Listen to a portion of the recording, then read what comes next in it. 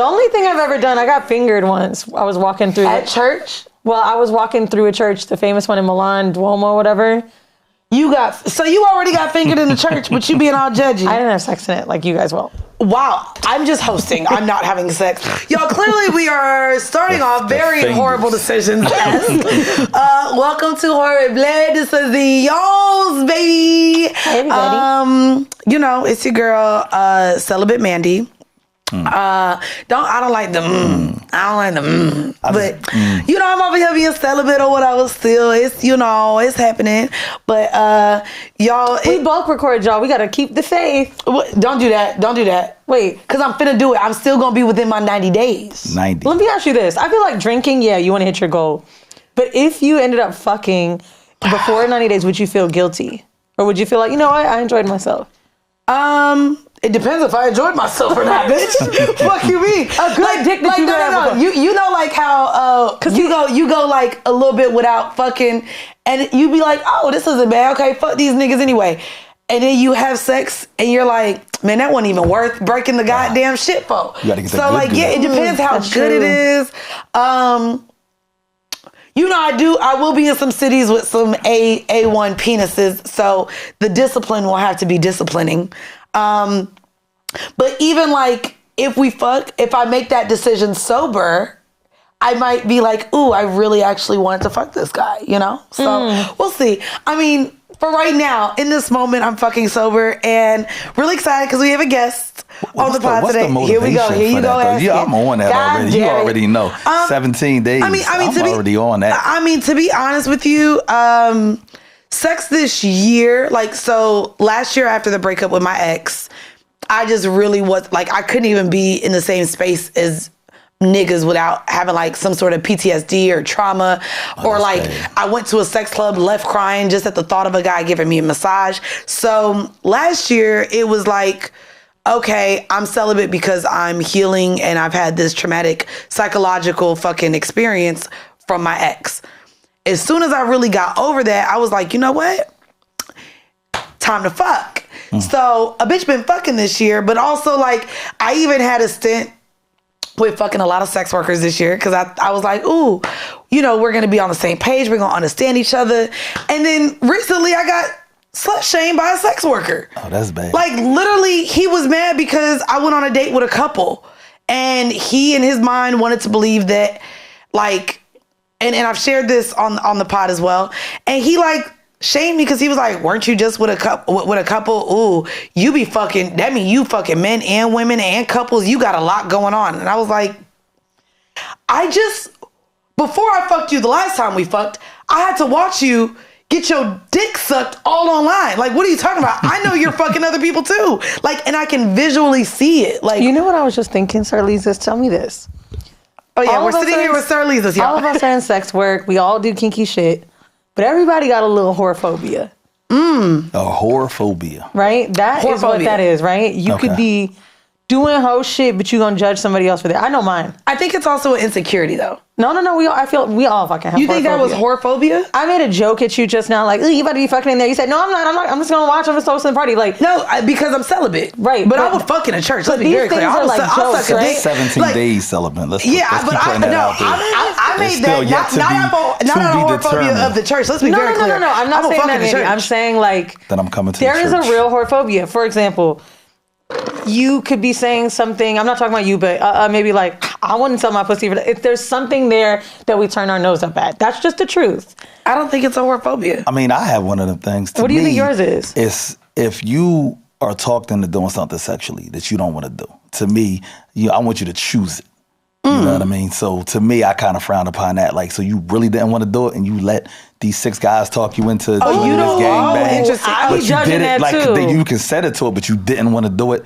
And it's like, I need you to own it. That's anything you do, I need you to own it. I don't need you to. So I hate attaching sex to trauma. However, when women are persuaded, I would say, into doing something that they don't want to do sexually, is that not rooted in some level of maybe trauma that she's experienced, or just an insecurity in the notion that a lot of women sexually do it because they think the guys are either going to like them more, or that they are deemed more desirable for doing it. Okay, So- I'm about to take another one. But I would, You know what I mean? Yeah, for that, I'm leaning towards more the person that's doing it because they feel like the person is going to like them more, Yeah, not the and- trauma-based response. What about the other side of this coin? What side? Oh, I feel like, I'm I had to smoke a little weed. I'm having a rough day, so I smoked some weed before here. And so now my brain's too focused. I feel like a lot of bitches be saying that shit because they get embarrassed for what they did once they done. That post-nut clarity. I feel like suddenly it's like, well, I wasn't really comfortable. I'm not talking about assault or anything like that. I wasn't really sure. And then I've had a lot of them moments too where I've seen people do that. And I think that is a real thing. Like, you made a choice that now suddenly I will tell you want to turn around and tell us, you know what I'm saying? So here we go, full circle, association. And not really with me so much, a little bit. And I'll share a little bit without giving too much. But a lot of that interaction comes from, unfortunately, liquid courage. So a lot of times, and this is why they say even at sex clubs, watch how much you drink, watch your intake of drugs, because there are certain things that maybe people are inquisitive or want to do, but their inhibitions run a little bit looser with alcohol and different things that make them. So maybe once they get to their sober mind, they're just like, what the fuck did I do? Because now they're thinking differently. So it's weird because when you go to a sex party, they generally, I've always heard in the speeches, don't get too drunk, But if I'm being honest, like, let's just say right now, we're recording this. We walked in the door 11:50. I did, okay? I'm looking at this shit on the table. I probably wouldn't want you to spank me right now. However, if I had a little bit of drink in this matcha, I'd be like, okay, there's things that I can consent to or feel looser to. Like, I don't want to say alcohol is that terrible for those moments. And I kind of don't like sometimes that alcohol is associated with the wild shit people do at a sex party. I think it is okay to want to have a glass of wine to loosen up. No, I agree too. But when people are in spaces of being uncomfortable, which sex brings that about, sex clubs can absolutely bring that about. I'll be honest too, and I've shared this on the pod. I've consented, and there's air quotes if you're watching this, to sex with lovers that the next morning I had to ask, did we have sex? Did you use a condom? Because I literally don't remember it. That type of sex, as an adult, that happened with Jordan, with my sugar daddy, like shit. Not really my, maybe even my ex. Maybe even my ex. And correct me if I'm wrong. Can you get that drunk because you feel safe with them? Let me finish. That's a different That's space. the thing. That is right. a completely no, different it's not. space. There's been plenty of times, bitch, I don't know how I got home. Like, no, it's not about getting drunk because you feel safe with someone. You at a party, you're drinking. A lot of times when people black out, they don't know the moment they blacked out. They don't know until the next day when they reach that blackout moment. And so there could be times within the night that you black out. I just had this conversation with my sister too. My sister is also sober right now.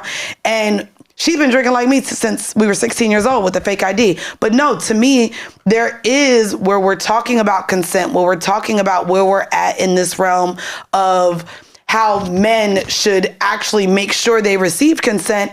There were moments where I'm sure I did. I literally didn't know. And so in writing this book and really digging into the ideas of what sexual assault looks like, what consent looks like, how we're having these conversations, these are men that I absolutely continue dealing with, that I felt safe around. But let's be very clear, they didn't know I was blacked out until the next day where I had to be like, we had sex. To be honest, if I'm one of your partners and you have a certain type of trust, right, that I have a certain type of integrity, that I'm going to choose to act sexually or not act sexually if you're at a certain space. But they don't know. But I should know. That's unfair to know. But if I'm around you, they know when you're sloppy drunk. They know when you can't walk. I have absolutely been able to, back in the day when I did have a car, I've driven home and not know how I got home. So let's be very clear. There's also moments where you can black out before the sloppiness. You can black out before the throwing up. You can black out while still seeming like you're having cohesive conversations and all. Let me ask you a question about that right there. But you're not doing that with someone new that you have not been in a space with, that you can trust them 100%. You see what I'm saying? That was my point. Yeah. Like, so like going to a random party, a random play party by yourself as a single woman, you're not going to get in that space, as opposed to going with your partner that you trust that, hey, if I get to a point, because I know I turn up, this person is going to be there. They're going to be look out for my best interest. I will say that. I know with my homegirls that to hold me down, I might be like, bitch, I'm going to get lit tonight. I'll say that it's only not fair to say because being